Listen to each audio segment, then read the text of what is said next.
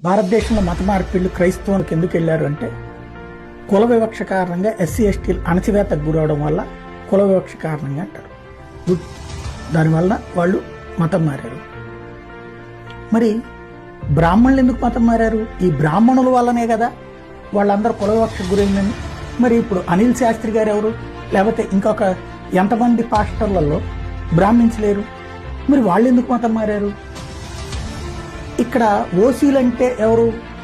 రెడ్డి, కమ్మ, కాపు. వాళ్ళు ఎందుకు మతం మారారు? కుల వివక్ష కారణంగా కాదు కదా మరి వాళ్ళు. ఇది నాకు ఇప్పటికీ ఒక అయోమయం. బూతులు పెట్టుకోవద్దు, చర్చించుకుందాం.